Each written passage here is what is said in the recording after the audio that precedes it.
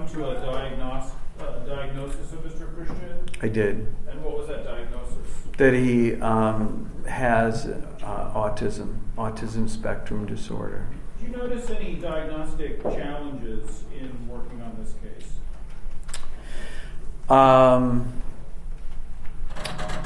Well, there's a number of ways to talk about that. I think one of the terms I use, I don't know if I put it in my report, but Jeremy Christian has what I call atypical autism. So you have somebody who wasn't diagnosed as a child. We don't have a record of that. His mother was of no help trying to indicate to me any challenges that he had. She just said he was normal. She didn't want to be blamed for anything that happened in this case, so that was a challenge. School records didn't have anything in there.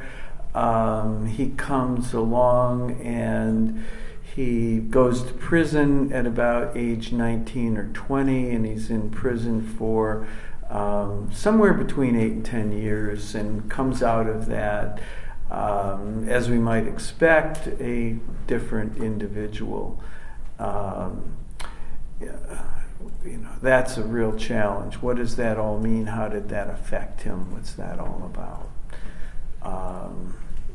There's also his alcohol and drug use. And, if you're trying to talk about things like work history, how much does that come into play? He's an ex-con. People with developmental disabilities, the number one problem they have is getting gainful employment, either supported or competitive employment. Getting them a job is really, really difficult. And so the fact that his work history is pretty skimpy anyway, that's another obstacle to the assessment.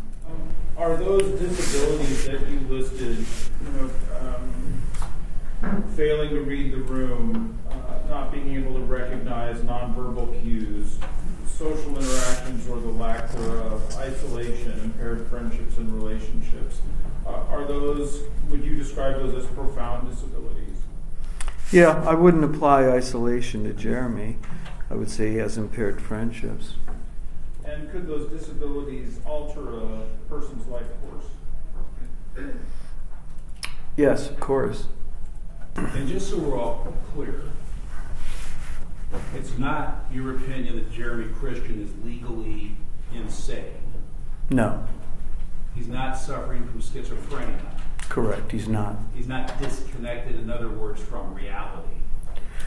Not as we think of schizophrenia. Meaning, for example, he doesn't hear voices. Correct, he does not hear voices. He doesn't see things that aren't there.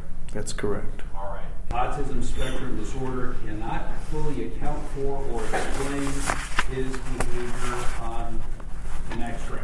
Correct. You wrote that. Yes. And then you wrote other factors were at play, including his drinking alcohol, parenthetically sangria, apparently, perhaps consuming other drugs like marijuana, or parenthetically others, being locked up and exposed to violence in prison for 10 years beginning at age 19, possibly having a PTSD flashback in the moment of the confrontation, right?